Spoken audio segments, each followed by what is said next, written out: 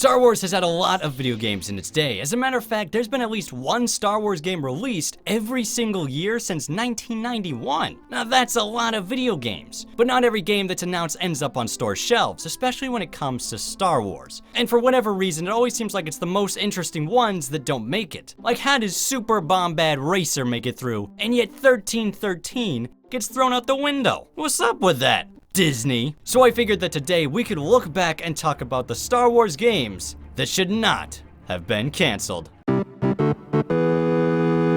The Star Wars Jedi Knight series was absolutely fantastic, especially the last two, Jedi Outcast and Jedi Academy. Those games were just so good, and they featured easily the best lightsaber combat in any Star Wars game ever. Certainly better than those Force Unleashed games. The lightsaber combat in that was terrible. I mean, what is this, a light-up baseball bat? It's just ridiculous. Now, after Jedi Knight Jedi Academy released, the developers Raven Software had plans to continue the Jedi Knight franchise. This time, however, it would be a direct sequel to Jedi Knight 2, Jedi Outcast, with the intention of wrapping up Kyle Katarn's story for good. But for whatever reason, LucasArts decided not to move forward this, and as you probably guessed, it was canceled. There was another attempt at revitalizing the franchise that would have been connected to Dark Forces, however that was ultimately scrapped as well, and we ended up with Star Wars Obi-Wan. That's right, this game is basically a continuation of the Jedi Knight series. I'll be honest, I would have preferred Raven Software's Jedi Knight 3 instead. Star Wars Rogue Leaders was a remake of the 3 original Star Wars Rogue games that was meant to be released on the Wii. However, it was not just a visual upgrade, it was also supposed to contain a bunch of new content, like standing behind a semi-invisible Luke Skywalker while you swing your lightsaber like a lunatic, and something else probably. What's more interesting though is the lead designer on this game went on to say that on the Wii, this was by far the most technically impressive thing you ever saw. Now that's a bold claim, and having seen the footage, I have to say, I think he's wrong. And as for the icing on the cake, apparently this game was finished, but was not released due to the financial crisis of 2008. And in my opinion, that earns it a spot on this list because seriously, why cancel it that late into the game? Although now I think about it, this is LucasArts we're talking about, so I guess I'm not surprised that much.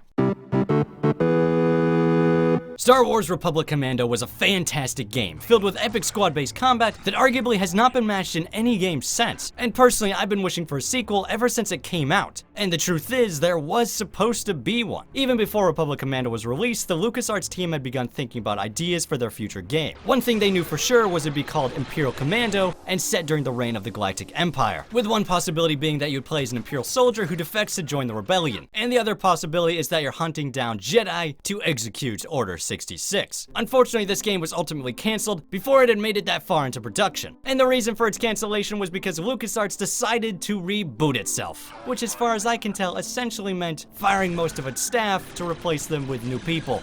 So, well done, LucasArts.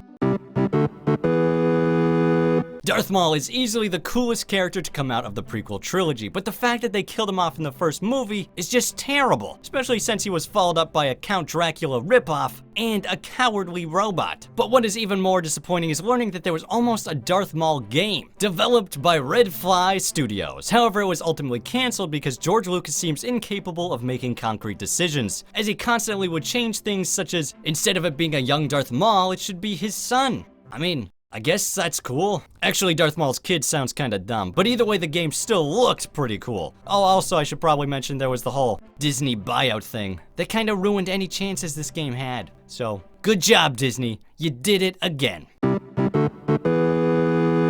Before I reveal the #1 Star Wars game that should not have been canceled, I wanted to list off some honorable mentions, so let's see here. Star Wars 1313, that one looked pretty good. Battlefront 3 sounded pretty epic. Oh, there was Untitled Fighting Game. Apparently it featured Darth Maul wielding his iconic single-bladed lightsaber. There was also a sequel to Super Bombad Racing, everybody's favorite kart racing game. And Star Wars Outpost, a Star Wars Farmville game. Who put this on the list? Ah, screw it. Let's just get the #1.